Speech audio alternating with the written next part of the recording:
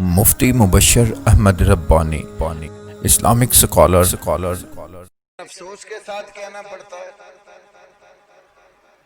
مسلمان محرم کی جو ہی آمد ہوتی ہے لڑائی جھگڑے شروع ہو جاتے ہیں. ہر سال حکومت بھی محرم کو امن و امان سے گزارنے کے لیے امن کمیٹیاں بنا دیتی ہیں. تمام مکاتب فکر کے علماء میں سے چند ایک جو حکومت کی ہاں میں ہاں ملانے والے ہوتے ہیں ان کو جمع کر کے ایک کمیٹی بنا دیتے ہیں کہ آپ ذرا مذہبی طور پر اس بات کا خیال کریں کہ محرم الحرام میں کوئی لڑائی پیدا نہ ہو. لیکن یاد رکھیے جب تک وہ اسباب وہ وجوہات جن کی وجہ سے لڑائی ہوتی ہے وہ ختم نہ کی جائے آپ کی کسی امن کمیٹی کا کوئی فائدہ نہیں ہے. جو لوگ لڑائی کا باعث بنتے ہیں جن وجوہات کے پیش نظر لڑائیاں ہوتی ہیں اگر وہ وجوہات اسی طرح قائم رہیں بیماری کو جڑ سے اکھاڑا ہی نہ جائے تو کس طرح امن پیدا ہو. آگ جل رہی ہو تو آپ اس کے اوپر جو ہے کوئی بڑا سا تندور سا بنا کر یا ڈبہ اس کے اوپر دے کر اس کو بند کر دیں آگ تو ختم نہیں ہوگی اور بڑھے گی.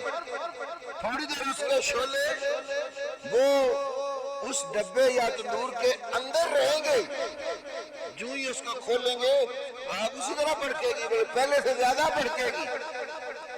کیا لڑائیاں کیوں ہوتی ہیں؟ ایک گروہ اٹھتا ہے وہ نبی کریم صلی اللہ علیہ وسلم کے صحابہ کرام رضوان اللہ علیہم اجمعین کی مبارک ہستیوں کے اوپر تان و تشنیع کرتا ہے. تبرہ کرنا اپنا ایمان سمجھتا ہے. تبرہ اظہار بیزاری لعنت پھر یہ عقیدہ بنا لیں کہ جب رسول اللہ صلی اللہ علیہ وسلم دنیا سے گئے تو آپ کے تمام اصحاب میں سے صرف 3 صحابی بچے باقی علیات اللہ سارے مرتد ہو گئے.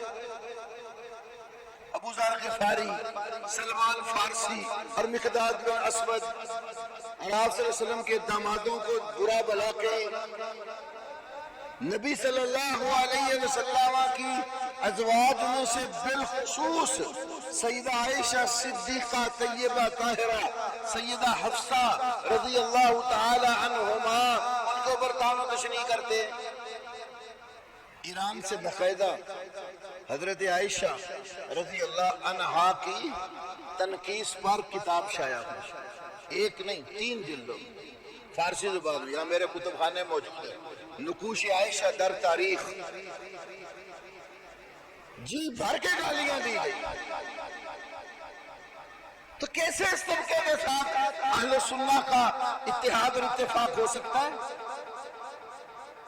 یہ ہر محاذ پر صحابہ کے خلاف لڑنے کو تیار ہو جاتے ہیں. سیدہ عائشہ صدیقہ اکبر رضی اللہ عنہ کی بیٹی ہے.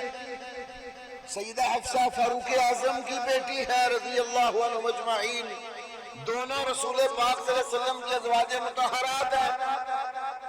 جب یہ باتیں ہوں گی تو کیا امن پیدا ہوگا؟ محرم الحرام اسلامی مہینے کا پہلا مہینہ ہے اور اس مہینے کے آتے ہی رسول اللہ صلی اللہ علیہ وسلم کے صحابہ کو برا بھلا کہنا شروع کر دیا جائے اور پھر کہیں کہ امن اور سکون ہو. اس لیے میں کہتا ہوں ارباب اقتدار سے آپ کو امن کمیٹیاں بنانے کی عادت نہیں ہے. آپ ان لوگوں کو ویسے سیدھا کریں نا جب احترام کریں گے ہمارے بڑوں کا رسول پاک کے دامادوں کا رسول پاک کے سسرال کا رسول اللہ کے صحابہ کا آپ صلی اللہ علیہ وسلم پر ایمان لانے والے مہاجر انصار کا جھگڑا ہی نہیں ہوگا. واحد عبداللہ بہاولپوری رحمہ اللہ کو بھی ایک دفعہ امن کمیٹی میں بلایا گیا، قصہ مختصر، انہوں نے کہا آپ مجھے یہ بتائیں، دو لکڑیاں، ایک بالکل سیدھی اور سٹریٹ ہے اور ایک تھوڑی سی ترچھی اور ٹیڑھی میڑھی ہے، آپ یہ چاہیں کہ سیدھی لکڑی اور ٹیڑھی لکڑی دونوں ایک ہی جگہ پر متوازی بیٹھ جائیں تو ہو سکتا ہے؟ ایک لکڑی بالکل سیدھی ہے، آپ اس کو ایک اور لگانی ہے اور وہ ٹیڑھی میڑھی ہے، آپ کس طرح اس کو ساتھ بٹھا سکتے ہیں؟ وہ کب ساتھ اس کے بیٹھے گی صحیح؟ جب آپ اس کو رندہ پھیر کر سیدھا کریں گے، اس کا ٹیڑھا پن نکالیں گے، وہ متوازی سیدھی لکڑی کے ساتھ جوڑ کے لگ جائے گی۔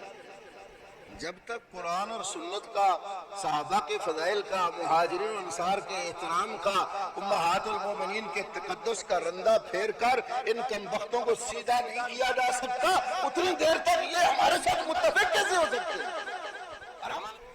جب تک یہ لوگ اللہ کے نبی کے صحابہ کا دل سے احترام نہیں کریں گے، ازواج مطہرات کا احترام نہیں کریں گے، بنات رسول کا احترام نہیں کریں گے، کیسے ممکن ہے ان کے ساتھ اتفاق اور اتحاد ہو؟ کوئی شخص آپ کے باپ کو گالیاں دیے جائے، آپ کی ماں کو گالیاں دیے جائے اور آپ کہیں کہ میرا اور اس کا اتحاد ہو جائے تو کیسے ہو سکتا ہے؟